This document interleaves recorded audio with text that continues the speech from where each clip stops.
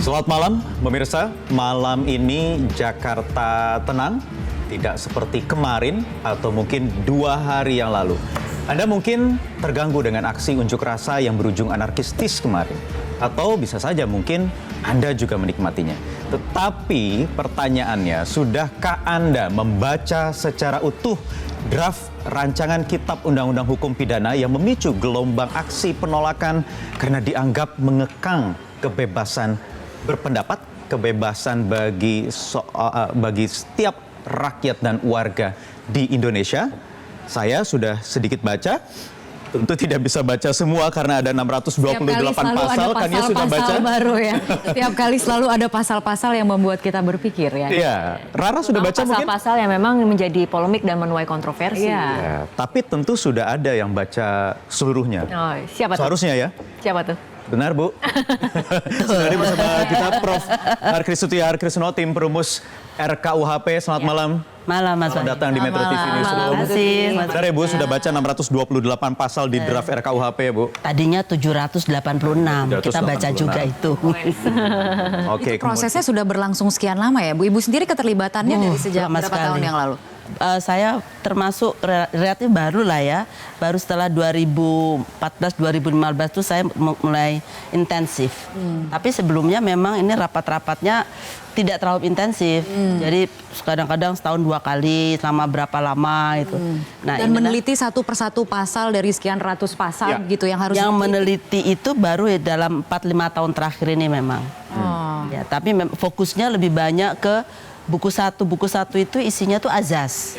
Azas-azas umum. Nah, kemudian pasal berkaitan dengan jenis-jenis tindak pidana itu baru di buku 2. Nah, jadi kita fokusnya karena azas itu kami anggap lebih penting ya. Harus dibangun dulu azasnya. Itu kami fokuskan saya kira sampai 3 tahun pertama itu ke azas. Kemudian baru 1,5 tahun terakhir kami masuk ke dalam buku 2. Ya. Buku 2. Kecewakah Anda karena ini kan sebenarnya setelah sekian lama dibahas, dirumuskan, begitu bertahun-tahun, tinggal sedikit saja ketok palu tiba-tiba ditunda, Bu. Well, tentu saja ada ya. Kami kerja selama 5 tahun, 6 tahun ini kemarin tuh, aduh berhasil juga gitu ya. Walaupun kami tahu bahwa ini tidak sempurna. Ya. Pasti ada yang perlu diperbaiki. Di mana yang perlu diperbaiki kalau menurut tim perumus? Ada rumusan-rumusan secara teknis itu perundang-undangan ya. Kemudian ada sanksi yang kita lihat, oh kok sanksinya ini agak terlalu tinggi ya gitu. Kayak yang berkaitan dengan apa kemarin. Menyatakan diri sebagai mempunyai kekuatan gaib sehingga bisa melakukan tindak pidana tanpa ketahuan misalnya gitu. Jadi bukan santetnya ya, tapi iya. bukan santetnya loh Bukan Mas Wahyu. santetnya. Jadi mengaku ya, dan ini kan kemarin kita kenakan 3 tahun. Ups, kok tinggi juga ya gitu. Hal seperti itu. Baik. Tapi lain-lainnya basically secara substansi sih kami sepakat bahwa ini adalah pasal-pasal yang nampaknya harus menjadi bagian dari kehidupan hukum dari hukum pidana Oke, Indonesia. baik, saya ingin coba lagi kita kupas satu persatu, mungkin tidak bisa seluruhnya. Iya. Pasal yang memicu kontroversi yang kemudian ditanggapi beragam oleh banyak warga masyarakat berbagai elemen di Indonesia, termasuk 2-3 hari kemarin yang membuat Jakarta panas begitu ya. Kita lihat di layar ini, mungkin Prof. Tuti bisa ikut sama-sama lihat. Kita lihat pemirsa, satu persatu. Kita mulai dari kita perbandingan. Ini yang sebelah kiri yang berwarna merah, ini adalah KUHP yang berlaku sekarang, yang warisan kolonial.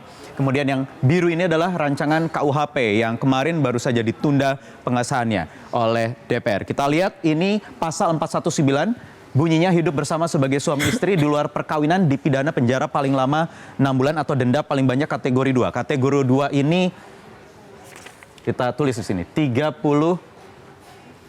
Mana angka 3? Ini 30 juta rupiah. Ini di pasal 419. Kemudian di pasal 417-nya ini Kategori 2 10 juta, Wahyu. 10 juta Mas. maaf ya 10 juta. Sama Prof. 10 juta rupiah. Kemudian di pasal 41 juta ini pidananya 1 tahun. Ini sebenarnya dulu ada yang mirip-mirip mengatur pasal ini, walaupun ini dianggap ini sebuah aturan baru. Ada norma baru, yaitu di KUHP lama itu ada pasal 284 itu di ayat 1 ini yang mengatur menjerat pria atau perempuan yang selingkuh begitu bedakan dengan hukuman ancaman pidana 9 bulan penjara. Ini disebut pasal kohabitasi begitu. Kalau zaman dulu mungkin mengenal istilah kumpul kebo. Kumpul gebo itu yang kabarnya diambil atau diserap dari bahasa Belanda. Gebo itu artinya tinggal di bawah satu atap. Kemudian kita bergeser ke pasal selanjutnya. Ini menunjukkan alat kontrasepsi. Sebelumnya di KUHP yang lama sudah ada sebenarnya di pasal 534. Ini dengan denda diancam penjara paling lama 2 bulan dengan denda Rp3.000. Ini tentu salah satu pertimbangan yang dianggap sudah tidak lagi relevan, terutama dengan denda yang terlalu kecil karena ini produk lama. Kemudian di pasal 414 di rancangan atau draft yang baru ini secara terang-terangan mempertunjukkan alat mencegah kehamilan kepada anak dipidana denda paling banyak kategori 1. 6 juta rupiah, Prof ya? 1 juta. 1 juta, oh maaf lagi salah. 1 juta rupiah. Kita geser lagi.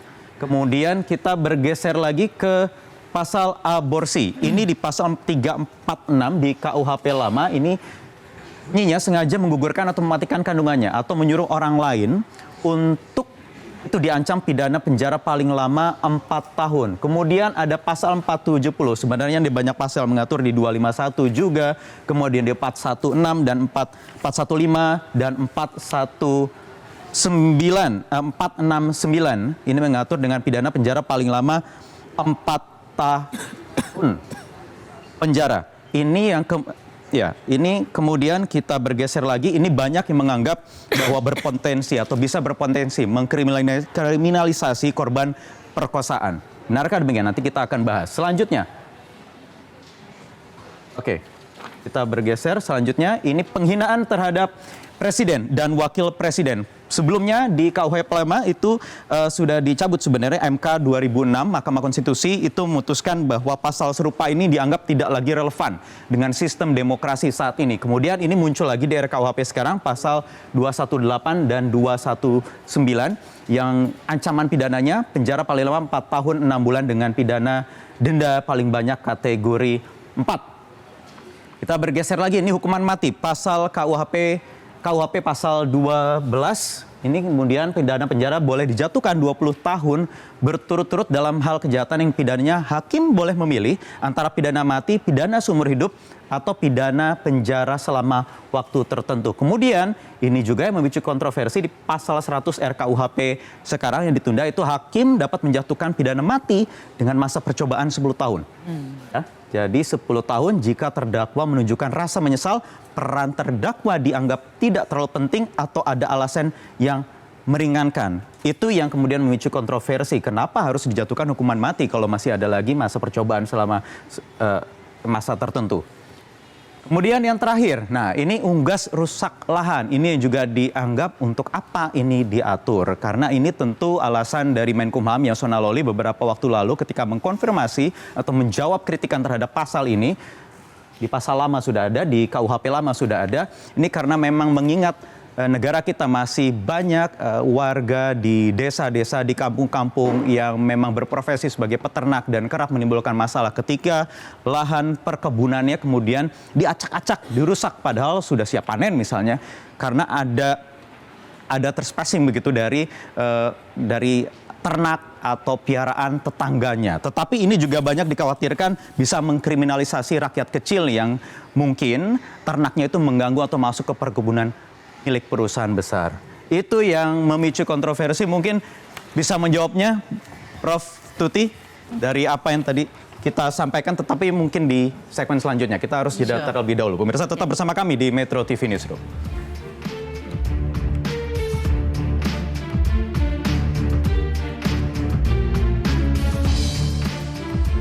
Tadi yang berkaitan misalnya hukum yang terlalu masuk ke wilayah privat misalnya.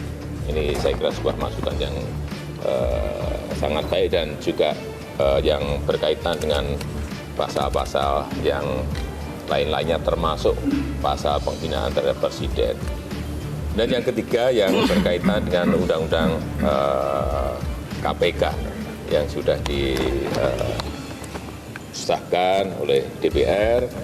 Banyak sekali masukan-masukan juga yang diberikan kepada kita. RUU KUH pidana draft undang-undang teraneh di dunia. Ini saya baca nih, draft di pasal 100. menjatuhkan pidana mati dengan masa percobaan selama 10 tahun jika peran terdakwa dalam tindak pidana tidak terlalu penting. Ya kalau tidak terlalu penting, kenapa hukuman mati? Ini benar-benar ini nggak masuk di akal gue nih. Seseorang dijatuhi hukuman mati dengan masa percobaan 10 bulan jika peran terdakwa dalam tindak pidana tidak terlalu penting. Ya kalau tidak terlalu penting, kenapa dihukuman mati? Aduh, kacau nih, benar-benar. Ini bukan karya dari praktisi hukum. KUH pidana itu mengandung filsafat hukum yang sangat tinggi dan perlu memerlukan pengalaman yang lama.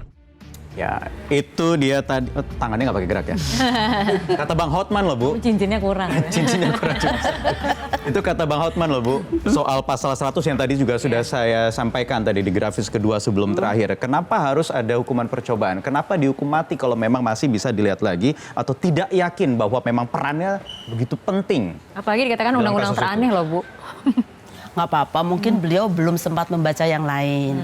Jadi kalau kita lihat di dalam rezim hukum pidana kita itu kan ada tindak-tindak pidana yang diancam hukuman mati walaupun perannya tidak terlalu besar memang. Tapi ini kan hakim yang menentukan. Tapi kami harus memberikan satu ruang bagi hakim untuk bisa bagi penegak hukum untuk bisa mengubah. Misalnya di dalam undang-undang terorisme itu mencoba membantu melakukan melakukan persiapan permufakatan jahat, yaitu pidananya sama dengan yang sudah melakukan terorisme dan telah berhasil membunuh 1.000 orang. Sama ini pidananya, diberikan tempat yang sama. So terserah pada hakim. Kan ruang pemilihnya juga sudah ada di pasal 12 KUHP yang sekarang misalnya bisa memilih antara memang hukuman mati atau seumur hidup atau 20 tahun. Iya. Jadi terserah pada hakim.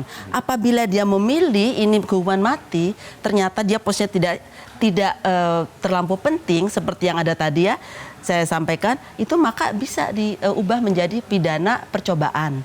Artinya ada syarat-syaratnya bahwa dia berkelakuan baik, selama di penjara, dia tidak melakukan tindakan-tindakan indisipliner. Apakah tetap perlu melalui proses kasasi sampai ke PK?